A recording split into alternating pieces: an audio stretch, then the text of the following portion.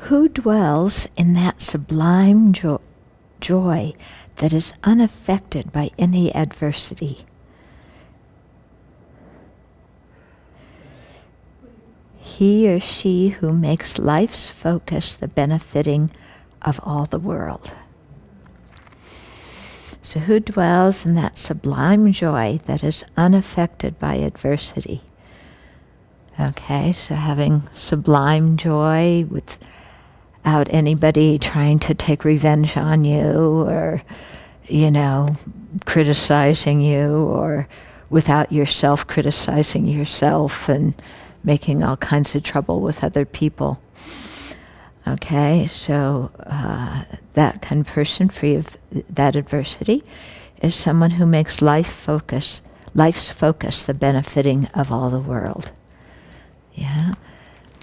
So, somebody could say, Dalai Lama makes life's focus the benefit of all the world, but Beijing keeps calling him the splitter of the motherland and the worst thing that ever happened to China and blah, blah, blah. So how is he dwelling free of adversity?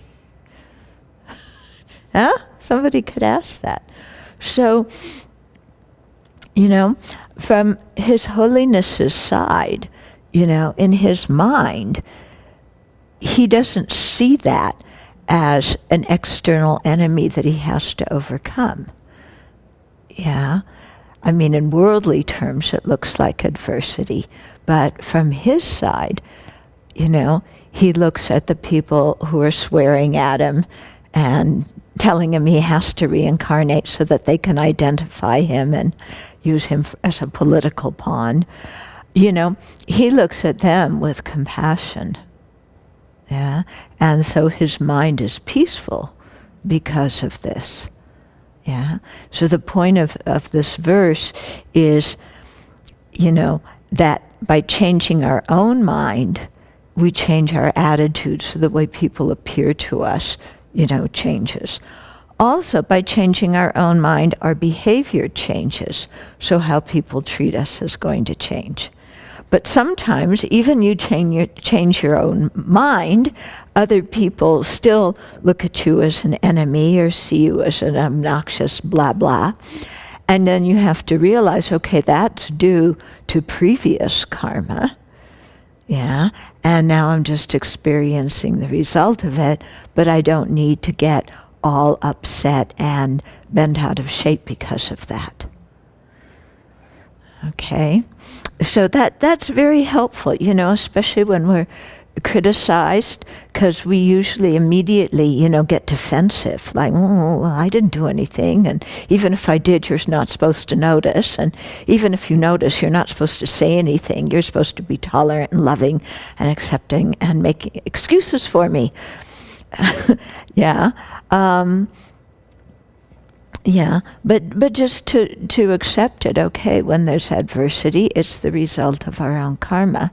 And that's it. Nobody else to blame, nothing to get bent out of shape about. Okay? But instead to keep, repeatedly in our own hearts, reflect on this intention to be of benefit to the whole world. So even if we can't directly benefit everybody, at least in our hearts we can. And so we stay connected by cultivating love and compassion and bodhicitta. And especially in situations where we would like to be able to help, but we don't have the ability, or either from internal reasons or external conditions or whatever it is, or some situations there's really nothing to, very much that can be done, then we stay connected by doing the taking and giving meditation, thinking that we take on their suffering and give them our happiness. Yeah. So, but the point is that by continually generating this heart of compassion, it affects our own life in a very wonderful way, and it improves the quality of our own karma, so that we don't create so much negative karma, so we don't have so many negative rebirths in the future. And it also, of course, puts us well on the path to being bodhisattvas and then Buddhas. Yeah. So as His Holiness always says, and you've heard me say this many times because I quote His Holiness a lot, but that when we generate compassion and this wish to benefit the world, it's us who is the prime beneficiary of this kind of attitude. Okay, just as when we get angry, we're the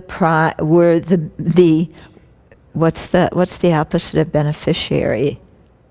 We're the one who gets the most harm from our own anger and our own arrogance and our own, all this kind of stuff. Yeah, so we're the one who gets the most benefit from being compassionate, because His Holiness says, you don't know how somebody else is going to react. You can't make them happy just because you have compassion towards them, but having compassion in your own mind makes you happy. Yeah, and hopefully, of course, it helps other people, but we can't control other people, can we? Yeah, it's impossible. So we start with ourselves.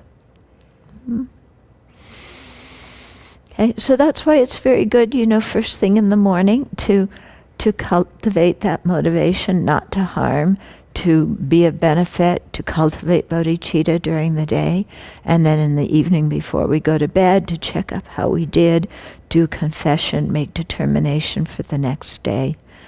Yeah, and so, our teachers tell us this a lot, and you may think, oh yeah, I've heard that, when are they going to say something new?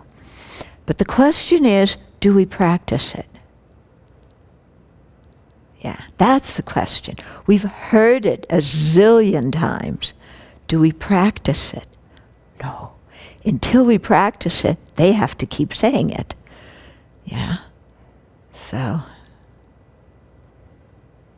might as well start now.